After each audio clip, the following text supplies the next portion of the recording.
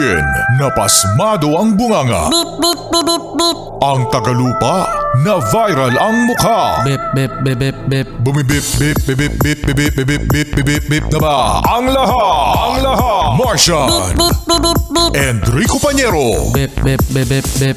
Beep, beep, beep, Bip, bip, bip, bip, bip. Bip, bip, bip, bip, bip. Titilaok! Titilaok! Beep, beep, beep, beep, beep. Ito na ang 101.1 Yes FM Balitang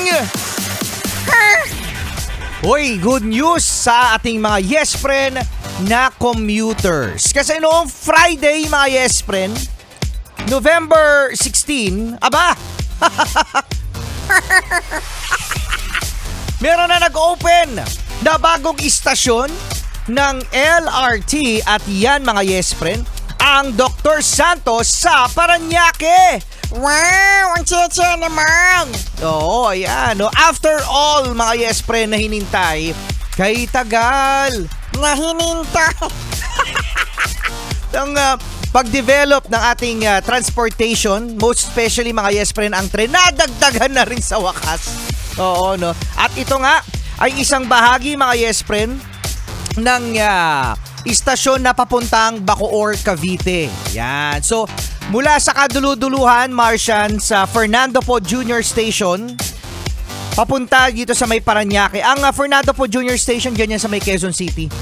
At ang Dr. Santos naman sa may Parañaque. So kung tatahakin nyo yan, mga Yes Friend, from Fernando Po Jr. Station to Dr. Santos Station ay 45 pesos lang. Wow! 45 pesos! Oo, malaking katipiran yan mga Yes Friend sa mga nagko-commute, lalong-lalo na kapag dun talaga yung tumbok ninyo. At walang traffic. Yun nga lang, amoy batok. Bakit amoy batok? Kasi siksikan, amoy yan ng batok. Amoy yan talaga ng batok. Lalo-lalo na mga Yes Friend kapag rush hour, ano? At ito na nga mga Yes Friend, no? Marami ang makikinabang, lalong-lalo na rin kapag natapos na ang tren mula sa Quezon City hanggang sa Bulacan. Tapos meron din tayong ginagawa mga Yes Friend na Tarlac to Laguna. Oh, yan.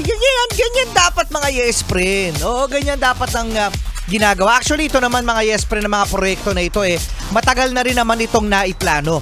So, it's up to the head of the government mga Yes Friend kung bibigyan ng budget, no, para mas ma-expound pa mga Yes Friend ang development ng transportation dito sa Pilipinas. Kasi tandaan nyo mga Yes Friend, Martian, na ang Pilipinas, ang kauna-unahan dito sa Southeast Asia na magkaroon ng urban public train.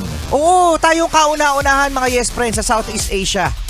Imagine yung LRT, kauna-unahan niya sa Southeast Asia. Ngayon,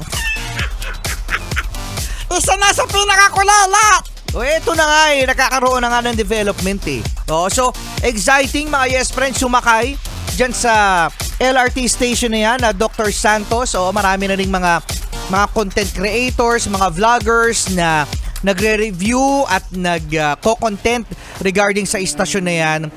Congratulations sa LRT at sa mga mananakay na mga Pilipino. Hooray! Yan, more trains to come. Tara na mga bata at mag Baby Shark tutut tutut tutut Baby shark, do do do do do do, baby shark, tutut do na